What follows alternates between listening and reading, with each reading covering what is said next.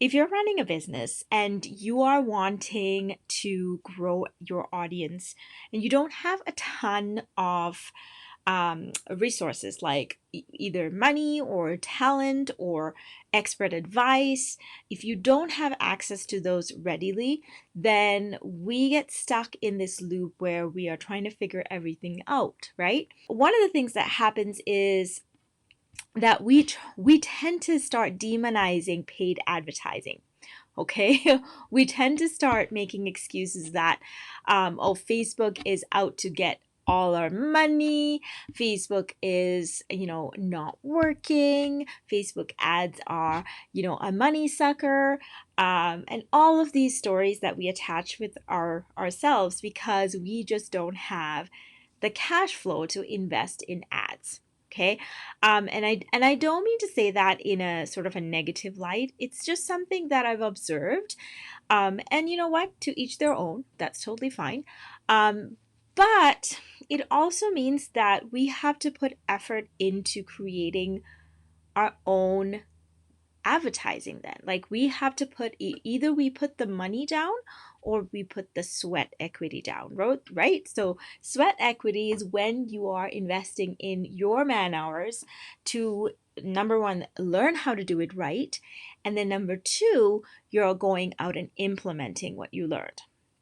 So we'll talk about this towards the end again because I do have something that I'm going to show you at the very end, with your permission, of course, that is going to help you sort of build that momentum, that clarity and momentum as you go, so that you're not just doing random things on social media that you're coming across and saying, oh, this is new, let me try this and let me try that, and you're just wasting your time doing just things that are not really serving you or your customers, right?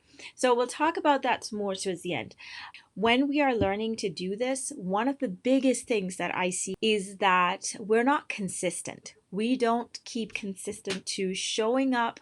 And that's a big deal, guys. That's a big reason why you want to really get a system that is working for you. Wait all the way to the end because I'm going to share with you some key strategies on how to build this consistency, guys, because that is the most important piece in all of these. Like the 5 components I'm going to share with you, if you don't have this consistency built, or if you don't build it in your habit patterns where you show up every day to actually market yourself, whether it's on social media, whether it's in person, whether it's through mastermind or networking groups, it doesn't matter, right? You still need to show up and shine and be seen as an expert in your area that people can then approach you for your services, approach you for your help. Okay? So the first component that you need to get really clear on is identify the who. Identify who your customer is going to be, right? So that might look like figuring out what you're really good at, right? In your business, because we all have different talents. We all have different things that we're passionate about, and certain things come very easily to us. So identifying what those things are and then taking that to the next level and saying, okay, here's what I love to do. Here are the kinds of people that would benefit the most from what I do. So identifying the who, that's the simplest way I can put it, guys. Okay. One of the most common examples I give is if you are because I'm a vegetarian, so this is something that just pops into my head all the time. If you are a vegetarian and somebody's trying to sell you a cow or, beef, then that time they're spending, that energy they're spending, whether or not it's a monetized ad or whether they're actually physically sitting there and sending you a message or trying to sell it to you, it's a waste of time because you know that you're never going to buy that because you don't have the need for it, because you don't consume meat, right? So this is kind of why we need to identify who our ideal customer is, so that we know who and what that person is, and what they like, what they don't like, what they love doing, where they hang out, all of those things get defined in that process. So identifying who it is number one. The next one is building trust. Now, building trust is one of those things that, that we know that we have to do, right? Building trust. It is something that we fundamentally do in every relationship that we cultivate. If you think about, your parents, your siblings, your children, your friends, what do? You have a certain level of trust. You have a certain level of expectation from them because you know them. You know who they are, what kind of people they are. You know what kind of things that you can expect from them. For example, if you're in a bind and you need to borrow some money, right? On the top of your list who those people are going to be that you can approach, that are going to be able to help you, right? And then on the flip side, you also know there are some people in your circle that might not be the people that you would want to approach, right? So that's a varying degree of trust that you built based on that particular situation. So when you're building relationships online, this is something that is really important to cultivate. These relationships need to have trust. So one of the things when it comes to building trust, and I love talking about this, is really being authentic in your content. Yesterday, I posted on my feed about who actually watches live streams. Now, I did that to understand if live streams are actually really popular. Because I know some people, like if I see them on live, I have to watch those lives. I may not watch the whole thing live, but some of them I will save them and then come back to them later when I'm like having, I call it net time. That's something I learned at Tony Robbins. It's basically times where you can multitask, like when you're doing something that is so habitual that you don't have to think, you can plug something in and listen to content, listen to an educational piece of content. So that's kind of when I go ahead and listen to all these trainings and stuff that are online, right? So one of the reasons I asked this question was I wanted to know, do people still value live streams? Do people still look at live streams the same way? And it was funny because everybody said 0 to 1. Everybody that commented said nobody really has time. I'm doing 0 to 1. And most of the people that commented were busy, like busy people. They were running a business. They didn't have, when they said they didn't have time, they didn't have time. Like I know these people, they're on my friends list, so I know them. Every single person that said that, I can totally understand why they say that. The reason I'm telling you this story is there was one person. There was one person on that list. I'm not going to name names. You can go look at my post, but you're not going to know who it is. There was one person that said something like, 0. And then I was messaging back with them and they said to me, yeah, I don't do live streams because I don't see how I can fit it into my day, which is basically what everybody else said. But this one person actually does a ton of live streams. So I was thinking in my head, you do a ton of live streams, but you don't actually participate in that stream form of media, right? So what happens then? What do you think happens when you are trying to share live streams to your audience, but you never go and engage in other people's live streams? The reason I brought this example up is because when I read this comment from this lady, I was taken aback a little bit because in her live streams, and I watch them, she talks a lot about being real, like showing up and like teaching what she knows, teaching her expertise, teaching the things that she's doing in her business, in her life to help entrepreneurs, to help business owners grow their businesses, which is great. But Live streams are working for her, and she's going out and teaching this. If she's teaching it to her tribe and her clients, saying, hey, go do live streams once a week because that's what I'm doing, but she's not taking the time to actually engage in any of the live streams because she feels like it's a waste of time for her, then to me, that's not really authentic. That's not really authentically marketing yourself. So one takeaway I want you to take from this is what you say on your social profiles to build trust really does matter, because people are watching you.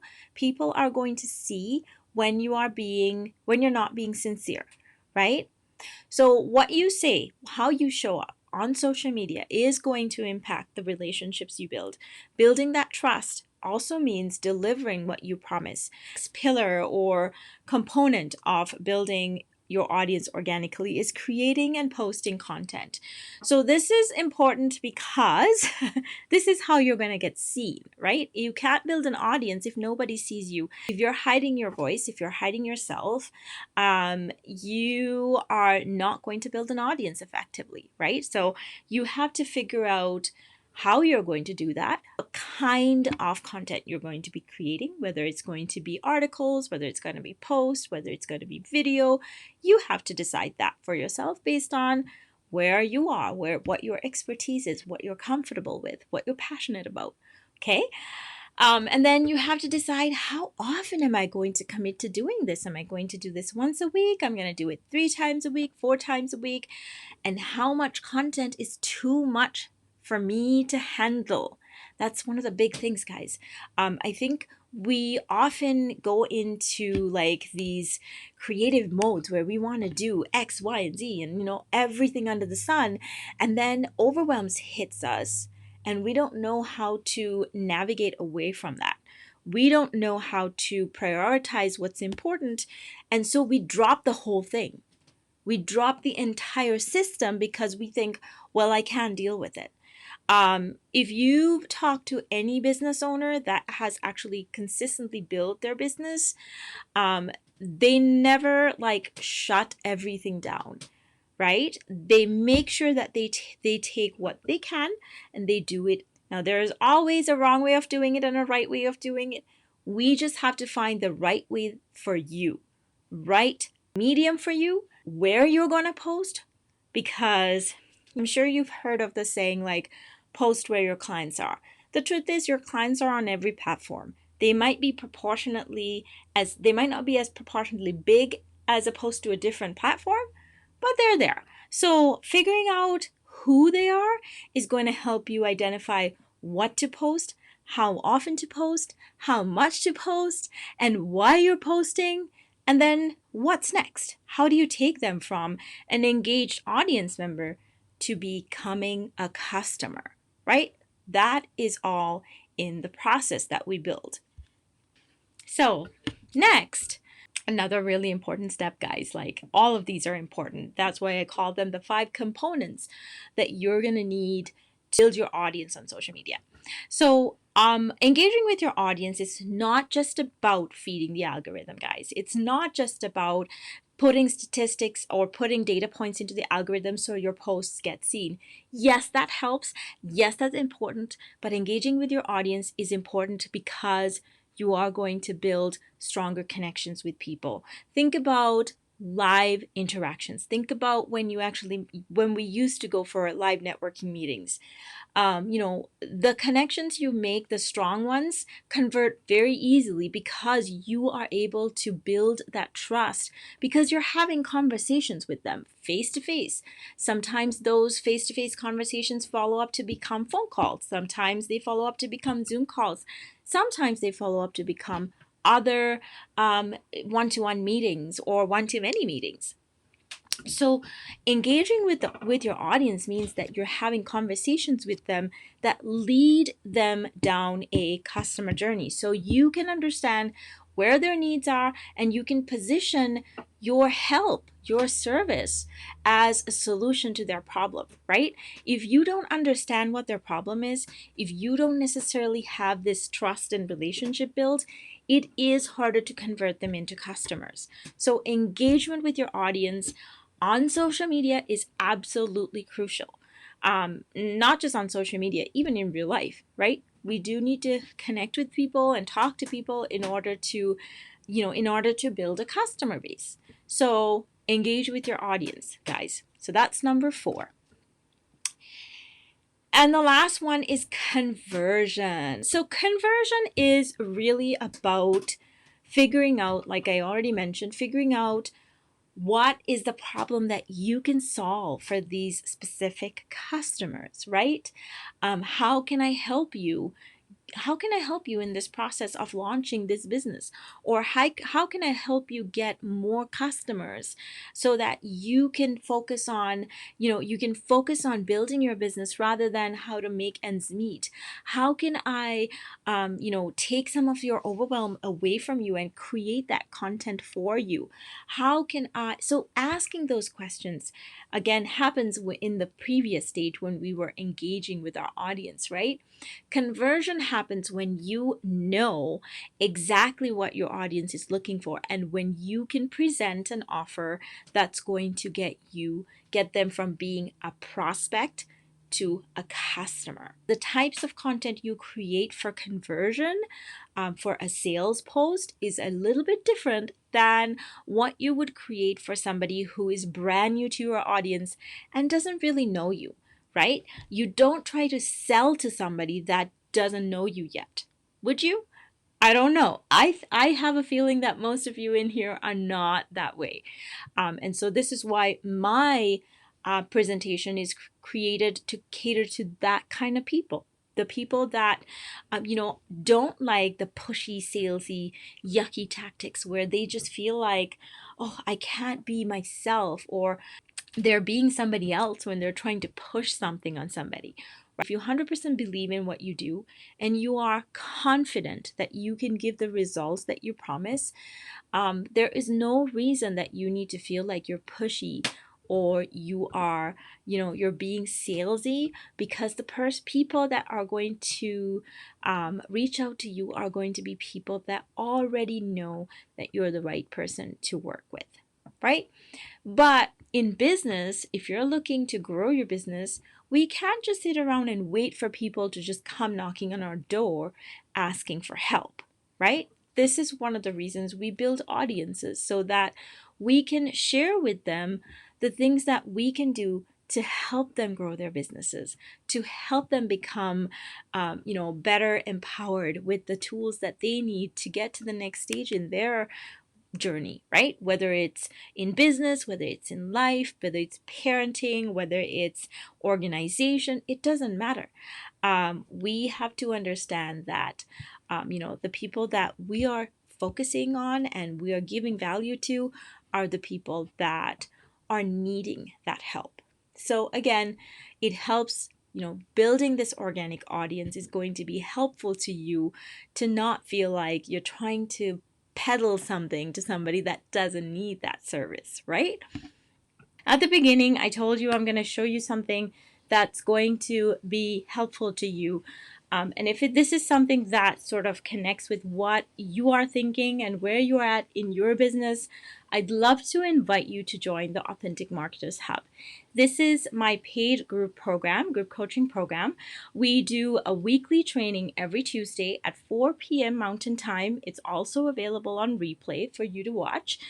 And we have just started daily accountability threads. So this is something that a lot of people in my customer base have asked for, so I implemented it into my group coaching program.